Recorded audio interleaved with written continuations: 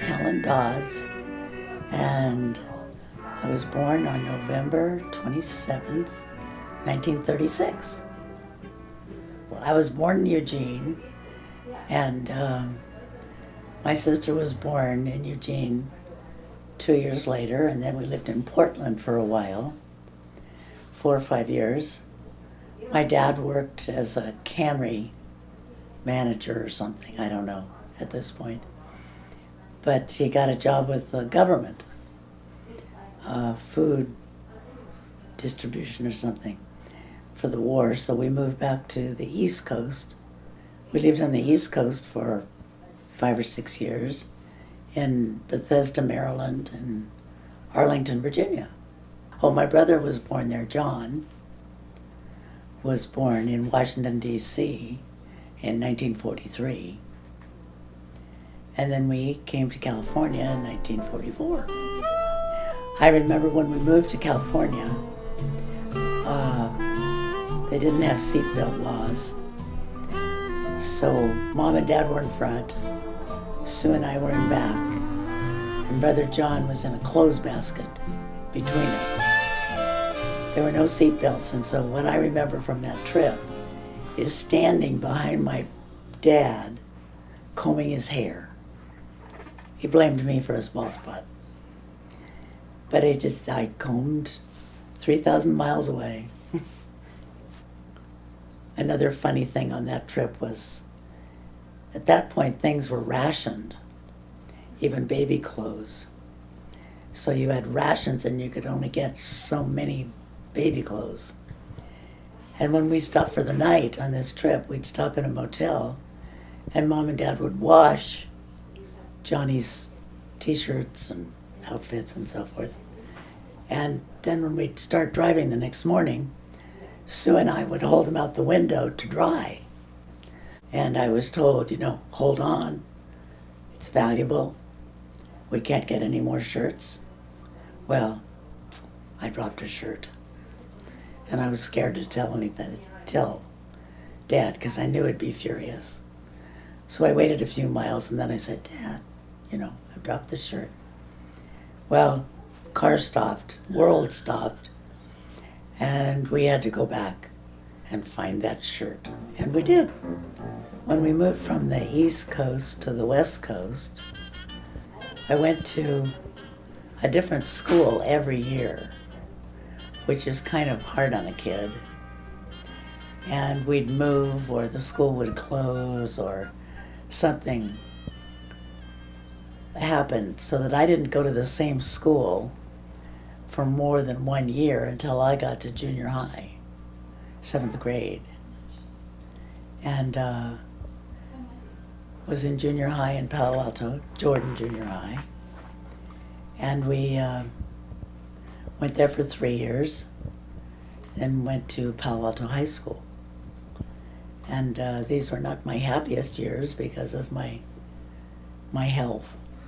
When I was like 7, I can remember trying to learn how to use roller skates, and I'd fall and it would hurt me so badly.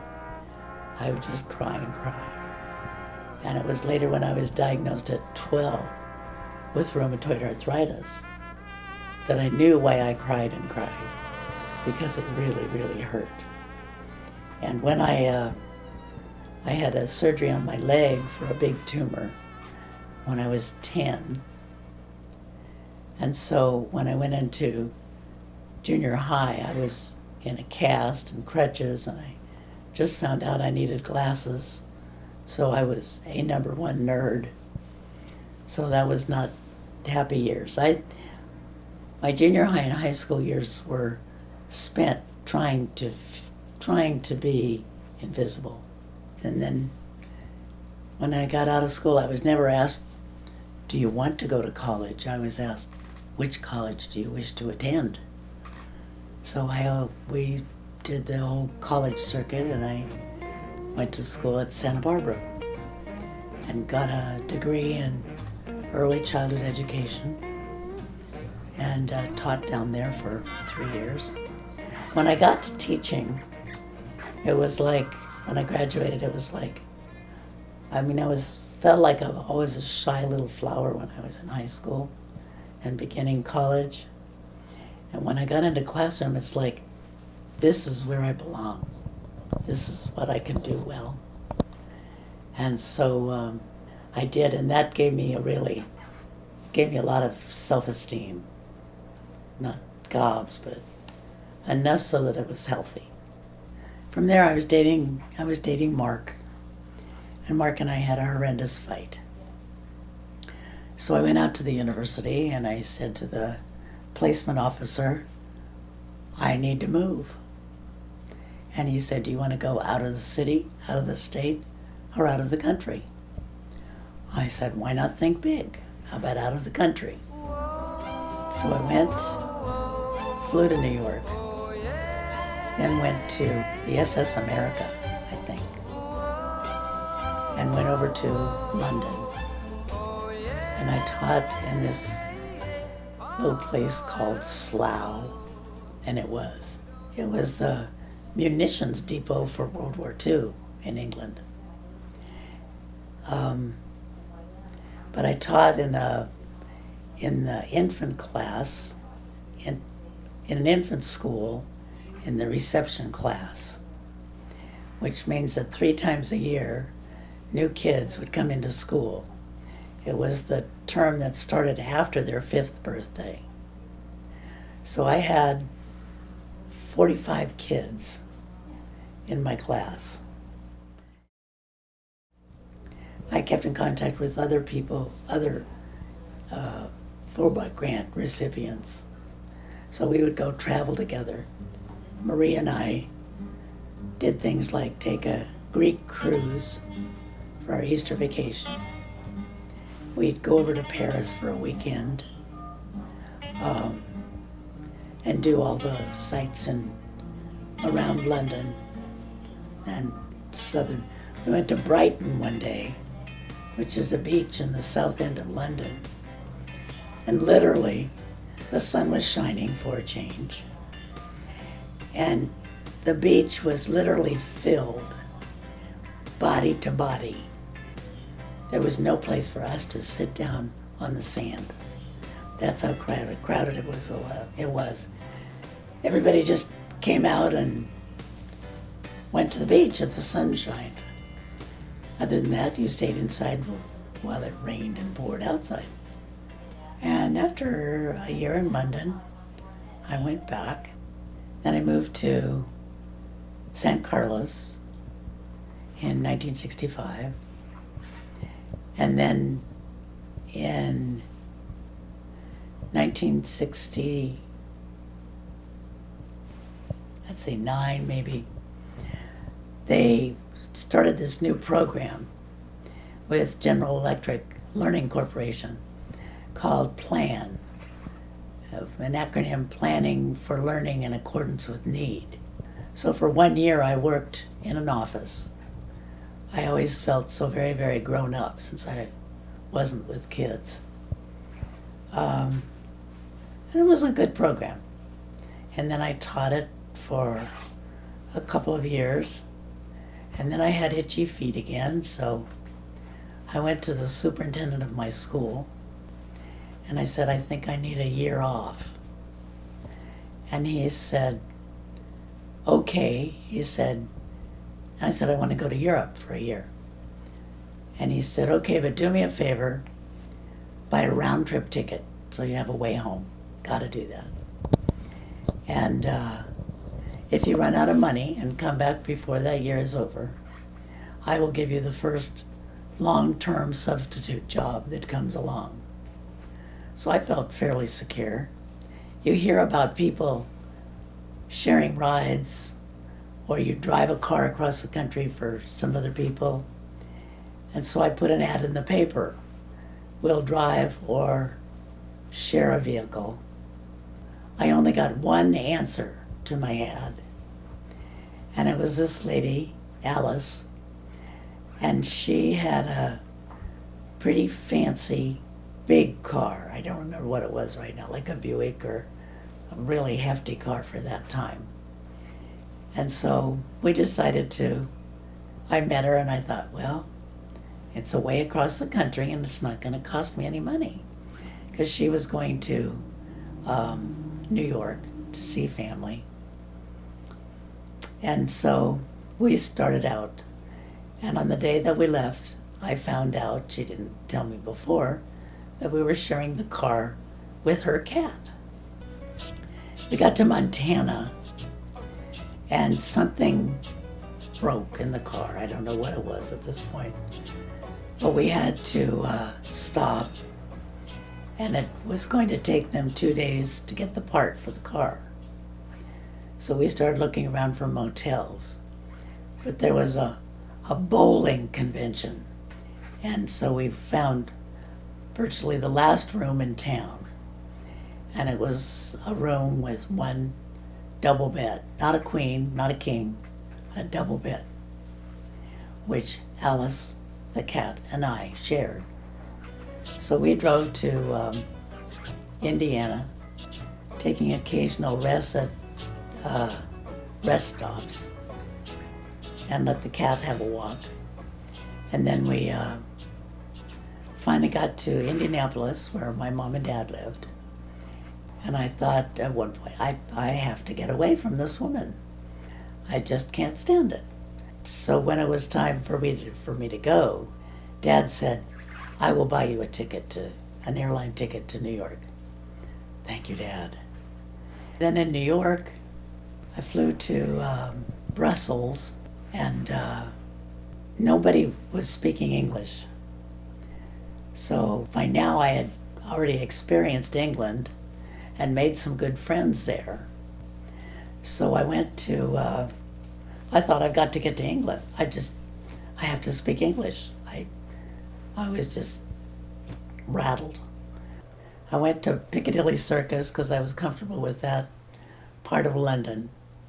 I went to my favorite hotel, but I arrived there like 6:30 in the morning, and they said, oh, I'm sorry, we don't have any rooms ready yet. So I said, well, I'm going to sit over here, just wake me up when you have a room. So I went to sleep on a bench, and they woke me up, and I stayed there for a couple of days, and then I thought, well, I'm a free person, I can do whatever I want. So I wandered around London for a while, some of my old haunts, and then went to, decided to go over to France, and had sort of a plan, and looked up a friend that I knew who was teaching in Germany, and in a place called Kaiserslautern. I talked to her, found her, and the principal of the school where she was working was missing a teacher. They had hired somebody over here in the States, and she had never shown up. So it was a 5th grade, and all I had ever taught was kindergarten and first. And so I said, well, yeah, I guess. He offered me the job. And then I was hesitant because I didn't know 5th graders. And so he said, well, I will hire you if you tell me with enthusiasm that you can do it. It's wonderful being in Europe because you say, let's go to Austria, and you hop in your car or bus or train, and you're there in a couple of hours. I went to Berlin on a train when the wall was still up. That was scary, because they had a big platform built, maybe 11 feet high, and the wall was that high, and the platform was built up as high as the wall. And you could look over and see East Berlin. And what you saw, there's no cars, no people, anything in East Berlin. And over in West Berlin, it was just busy city life, people going on. And you look over there, and they also had a high thing, but it was blocked out with wood, so there was just a little strip of space, and you could see guns pointing towards you. That was scary. That was real. And when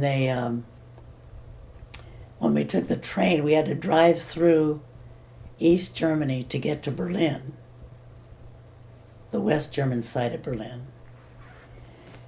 And every time we stopped at a stop, there were high fences on both sides, not to prevent us from getting off, but to prevent East Germans from going to West Germany. So that was exciting. I'm glad I experienced that because it's gone now. It's completely disappeared. But it ended up being about 1.5 years that I was in Germany. After that year, I came home to San Carlos.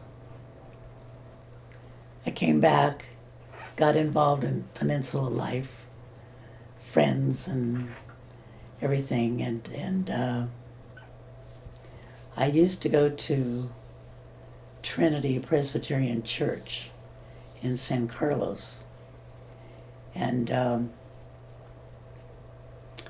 I had a friend there named Faith, and she used to take in people, homeless kind of people, and she found out about this girl who was in seventh grade maybe. She was 12, whose mother had kicked her out of the house, and she was living in the storage space underneath where the car was parked. And she got a sleeping bag and a flashlight and a radio, and that's where she was living. That's where she was staying. And she'd go to school from there and come back there. And so Faith asked me if I wanted to take in a girl. Not knowing any better, I said, of course, I'll do that. This is Corey. And she came, and she needed some special attention emotionally and physically, and she had been abused and kicked out, and so I thought the only way I can get enough money to get her the help that she needs is to become a foster parent. So I did. I became a foster parent, and when I became a foster parent, she was my legal foster kid. And then, who came along next? Well, actually, Carolyn, which is right here, the other blue jacket, she was in my life when she was 8. After I came back from Germany, I lived in an apartment above a house, and she and her dad and her brother lived in the house below, and we became very, very close. And whenever we went together somewhere, people would always refer to me as her mom or her as my daughter. So her dad and I broke up, but she and I never broke up. So we kept a very close relationship and still do. And then social workers called and said they had a very sweet young lady from Korea who needed a home. So then you go through a certain routine when you get a foster child. You interview them, and they interview you, because it's a two-way street, living with your parents or not.